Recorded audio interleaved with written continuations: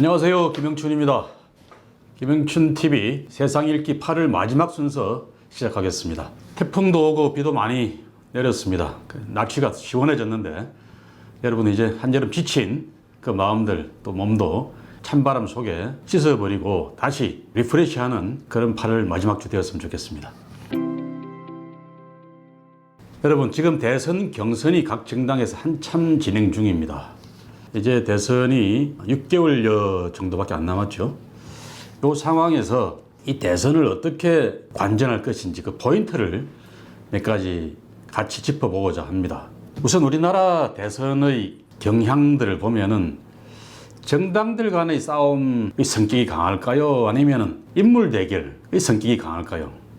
정당 간의 대결이 없는 건 아닙니다. 그게 기본 배경이 되는 것은 분명한데 사실 역대 대통령 선거를 쭉 보면은 그런 정당 간의 대결 노선 싸움이기보다는 인물에 의해서 주도되는 인물 싸움 성격이 아주 강했습니다. 독재 정권 시절에는 더 말할 나위가 없었고 민주화 시대 이후에도 역시 그런 경향이 강했습니다. 삼김 시대 그랬고요. 삼김 시대 이후에도 노무현 대통령, 이명박, 박근혜 대통령, 문재인 대통령에 이르기까지도 이 대통령이 되고자 하는 분들의 인물 중심, 이 대선의 성격이 아주 강했다 이렇게 말해도 과언이 아닐 겁니다. 대통령이 된 사람만 그렇습니까? 후보로 나왔다가 떨어진 사람들도 대부분 정당 배경보다는 인물 개인의 장점이나 유명도를 앞세운 그런 분들이 대부분이었죠. 들어볼까요? 박찬종 씨, 정주영 씨, 또 이회창 후보. 이회창 후보는 한나라당 후보 나왔습니다만 나중에는 세 번째 도전은 결국 개인 이름을 가지고 도전한 거였죠. 이렇게 쭉 살펴볼 때 우리나라 역대 대통령 선거는 역시 인물 대결 선거의 성격이 지배적이었다 이렇게 말을 해도 과언이 아닐 겁니다. 그래서 항상 이제 정당 안에서 사람이 커오고 하는 것은 주로 상김 씨 같은 오래 성을 쌓아왔던 분들을 제외한다 그러면은 대부분은 국민들 속에서 어떤 사건이나 계기를 통해서 인지도가 굉장히 높아져서 그래서 생긴 지지율을 가지고 대선에 뛰어든 그런 분들이 많습니다. 과거에 이해창 후보가 그랬고요. 또 최근에 국민의힘 후보로 나선 윤석열 후보, 또 최재형 후보 같은 분들도 역시 비슷한 성격일 겁니다. 자, 이런 분들이 높은 지지도를 배경으로 해서 정당이 아예 모셔가거나 아니면 그 정당 안에서 들어와라 할 때 몸값을 올리고 나중에 합당을 하거나 뭐 이런 형태의 대선 가도 진입이 많았더랬습니다. 그런데 이번에 윤석열 후보의 국민의힘 입당은 조금 다른 성격으로 깁스 입당 이런 걸 했죠. 만약 윤석열 후보의 지지도가 낮았다 그러면은 당대표도 패싱했다 뭐 이렇게까지 말할 정도의 그런 전격적인 기습 입당이 가능했겠습니까? 불가능했죠. 역시 윤석열 후보는 높은 지지도를 배경으로 정당에도 전격 기습 입당을 하고 그러면서 국민의힘 전체 안에서도 국회의원들 포함해서 다수의 지지를 받고 있는 그런 후보입니다. 이 기습 입당을 보면서 우리나라 정당 입당이라고 하는 게 의외로 문턱이 없이 굉장히 자유롭고 허술한 그런 문턱이다라는 걸 새삼 느낄 수가 있었습니다. 에피소드인데요. 옛날에 2007년도에 열린우리당 문을 닫는 전당대회를 치렀습니다. 제가 그때 열린우리당 최고위원 겸 사무총장으로서 그 실무를 총책임을 지고 있었는데 그날 일산 킨덱스에서 있었던 해산 전당대회 때 깜짝 놀랄 사건이 하나 있었습니다. 난데없이 허경영 씨가 나타난 겁니다.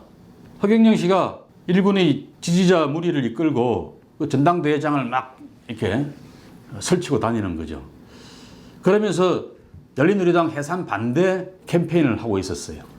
저 사람이 왜 열린우리당 해산 반대를 하고 남의당 전당대회에 와서 저렇게 휘젓고 다니지? 라고 의아해서 물어보니까 허경영 씨가 열린우리당 당원이라는 겁니다.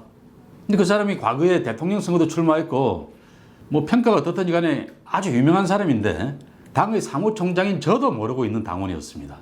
그만큼 우리나라 입당 제도라는 게 허술합니다.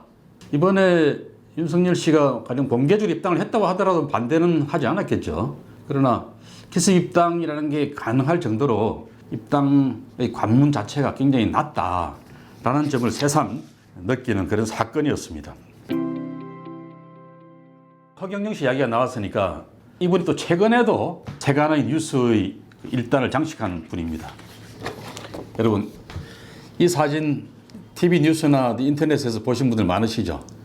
최근에 허경영 씨가 행주 산성에서 백마 타고 나타났습니다. 그래서 대선 후보로 출마를 했습니다. 출마 선언을 한 거죠. 근데 이분이 지난 봄에 서울시장 선거에 나와서 무려 3등을 했습니다. 1.1% 득표. 이분 역사상 지금 최대 득표를 한 겁니다. 그 탄력을 얻고 불과 몇 달 뒤에 바로 대선 출마 도전 선언까지 한 겁니다. 저는 봄 선거에서 부산시장 보궐선거 나와서 떨어지고 힘이 빠져서 지금 은신 중인데 이분은 지치지도 않고 계속 대선까지 도전을 했습니다. 그러면서 재난지원금 국민 1인당 1억 원씩 지급하겠다. 결혼하면은 4억 원 지원금을 주겠다. 이런 파격적인 공약을 내세우고 공약 원조 맛집이 바로 허경영이다. 이렇게 주장하고 계십니다. 저는 이제 이분을 참 그전에는 황당무계한 사람이다 이렇게 생각했는데 이렇게 지칠 줄 모르고 나타나서 국민들에게 한때 웃음이라도 주는 이런 분들의 존재를 보고서 그래, 뭐 정치가 희극적인 요소, 국민들을 즐겁게 해주는 그런 요소도 있어야 되는 게 아닌가 그런 생각도 해봤습니다. 인물 선거라고 한다 그러면 검증도 제대로 해야 되겠죠. 그래서 오늘도 국민의힘 내부 경쟁입니다만은 국민의힘 국회의원들 부동산 검증 문제로 시끄러우니까 홍준표 후보께서 윤석열 후보도 부동산 검증 제대로 받아라. 국회의원들도 다 검증 받는데 왜 대선 후보라고 안 받냐? 받아야 된다. 이렇게 주장을 하고 최재형 후보도 이게 동조를 하고 나섰습니다. 당연하죠.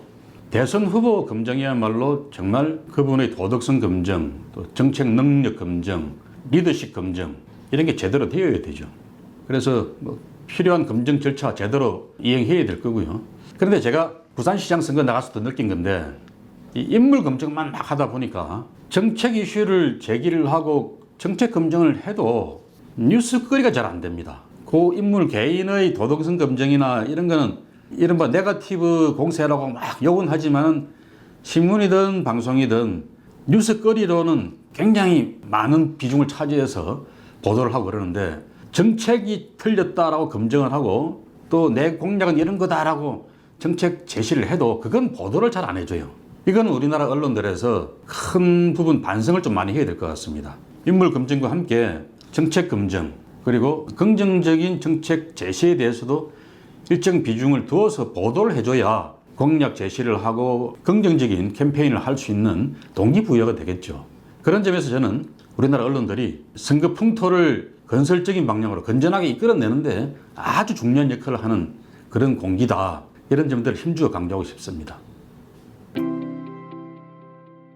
사실 인물 선거로 가면은 민주당이 유리합니다. 지금 국민의힘 1등 후보인 윤석열 후보도 그렇고 유력 후보인 최재형 후보까지도 문재인 정부의 사람이었지 않습니까? 이분들이 문재인 정부에서 검찰총장, 감사원장을 지낸 분들입니다.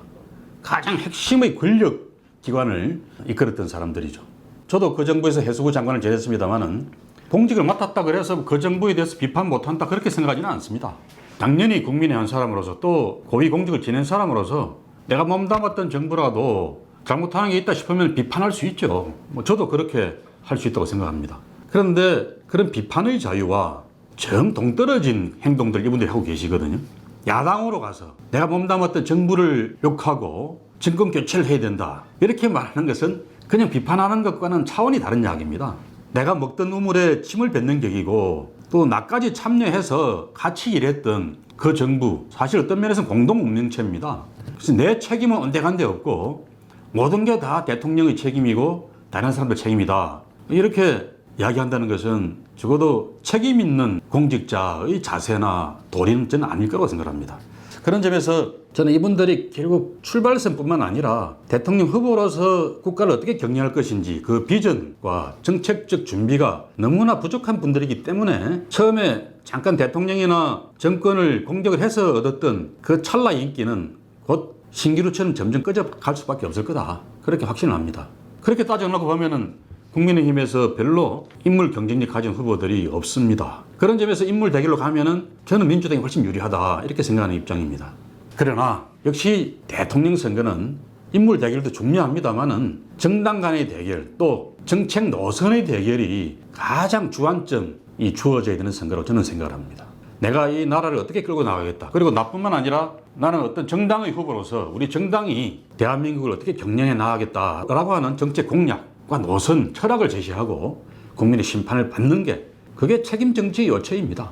그런 점에서 저는 지금 우리가 보는 이 각 정당의 경선부터 시작해서 나중에 후보가 확정되고 난 뒤에 본선까지도 정책과 노선 대결 중심으로 가야지 된다. 그렇게 생각을 합니다. 그런 점에서 저는 국민의힘은 뭐 예례로 놓고 제가 몸담고 있는 민주당도 이 정책 대결의 불꽃이 좀 튀었으면 좋겠습니다. 이재명 후보는 기본소득이라는 상품으로 지금의 지지도를 만들어낸 사람이라고 해도 과언이 아니죠. 그런데 저는 다른 후보들이 그런 면에서 좀 아쉬움이 있습니다. 기본소득을 비판을 하면서도 그 비판에 대한 대안을 이야기를 하시긴 하시는 것 같은데 그게 이낙연 표, 정세균 표, 추미애 표, 박용진 표, 김두관 표 이런 식으로 각자의 이름을 내건 상품으로 국민들이 어필이 되고 경쟁이 되는 그런 경선이 되었으면 좋겠습니다. 그렇게 해서 이재명 표 상품 또 다른 후보의 상품들이 상품 경쟁을 하는 그런 정책 선거의 양상으로 좀 더 치달아줬으면 얼마나 좋겠냐 이 바람을 주문드려 봅니다. 이 상품화에 성공한 가장 대표적인 인물이 아까 이야기했던 허경영 씨죠. 허황된 공약을 내세우라는 이야기가 아니라 다른 후보들도 누구 그러면 무슨 공약 이렇게 금방 떠올릴 수 있는 대표 상품을 만들어 주십사. 그래야 정책 간 대결이 더 치열해지고 국민들이 볼 때도 더 재미있고 실감나게 이해가 되는 그런 정책 대결이 될 거다라고 생각을 합니다. 저는 우리 본선조차도 이런 후보들 간의 치열한 정책 대결이 우리 국민들로부터 평가받고 인정되는 그런 선거로 달렸으면 좋겠습니다. 여러분 다음 9월 첫 주에는 더 선선한 날씨 속에서 건강하고 밝은 모습으로 다시 찾아뵙도록 하겠습니다. 고맙습니다. 구독, 좋아요, 알림 설정까지 해주이소.